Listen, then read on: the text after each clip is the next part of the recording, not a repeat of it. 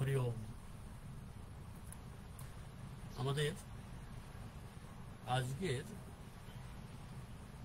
প্রশ্ন উত্তর পর্বে আলোচনার বিষয়বস্তু বুদ্ধিমান কে। বিষয়টার সমাধান শ্রী শ্রী স্বামী স্বরূপানন্দ পরমহংসদেবের উপদেশ বাণী অখণ্ড সংহিতার প্রথম খণ্ড থেকে উপস্থাপন করছি। প্রশ্ন ছিল, কে বুদ্ধিমান?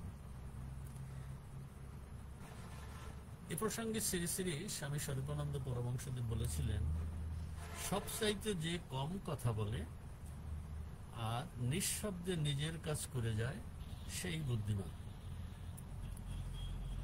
সুরেন্দ্র নামক একজন প্রশ্ন করলেন, চুপ করে থাকলেই কি বুদ্ধিমান হলো?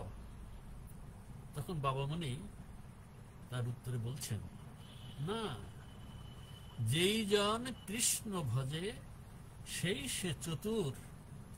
চুপ করে থাকলেই হলো না, চুপ করে থেকে ভগবানের স্মরণ করতে হবে, আসল কাজের দিকে খেয়াল রাখতে হবে।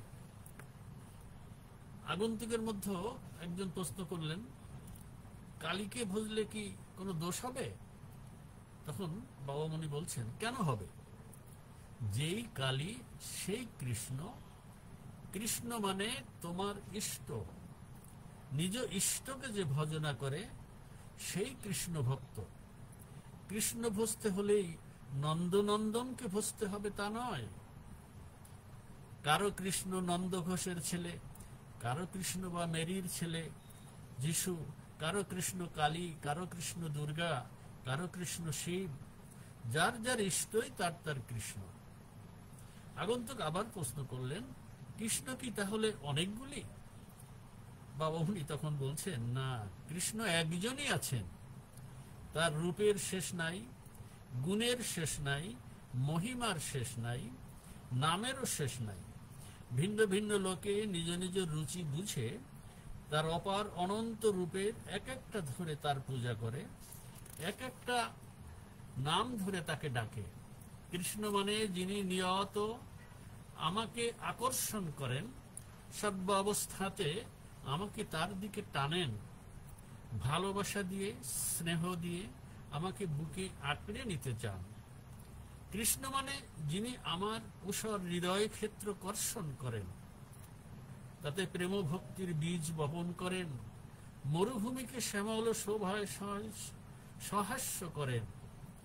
কৃষ্ণ একটা পেটেন্ট করা দেবতা নন, যার যার ইষ্টই তার তার কৃষ্ণ। আবার আগন্তুক প্রশ্ন করলেন, অমুক মঠের সাধুরা কালীর নিন্দা করেন কেন? তখন বাবামণি বললেন, ওটা করেন ভ্রান্তিতে। প্রকৃত কৃষ্ণ ভজা কারো নিন্দা করেন না, কারণ ভজনশীল মন উদার, পরমতে সহিষ্ণু হয়, বৃদ্ধবাদীর প্রতিও প্রেমশীল হয়। তার হৃদয় থাকে যেন ভালোবাসার খনি। যারা নিজ উপাস্যকে বড় করার জন্য অপরের উপাস্যের নিন্দা করে, জানবে তারা কৃষ্ণ ভজা নয়, তারা দল ভজা। দল ভজারা আত্মবিস্মৃত, মূঢ়। লক্ষ্যে তাদের দৃষ্টি থাকে না, উপলক্ষ্য নিয়ে লড়াই করেই তারা সময় কাটায়। আর সম্প্রদায় বিস্তারের অনাবশ্যক উৎসাহে তারা সাধন ভজনে উপেক্ষা করে। তাই সর্বধর্মে সাম্য বুদ্ধি তাদের আসে না। হরি ওম। এই হলো কে বুদ্ধিমান সেই প্রশ্নের উত্তরে শ্রী শ্রী বাবামণির অমোঘ বাণী। আমরা আজকের আলোচনা এতটুকুর মধ্যেই সীমাবদ্ধ রাখতে চাই। আমরা আবার আগামী দিন এমন একটা সময়ে আবার নতুন কোনো প্রশ্ন নিয়ে আপনাদের সঙ্গে একত্রিত হব এবং প্রশ্ন উত্তরে আমরা আমাদের জ্ঞান চর্চাকে এগিয়ে নিব।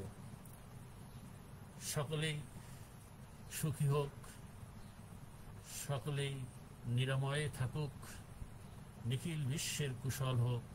সকল সাম্প্রদায়িকতার অবসান হোক, সকল পর আপন হোক, জাতি বৈর নির্মূল হোক। হরি ওম, হরি ওম, হরি ওম।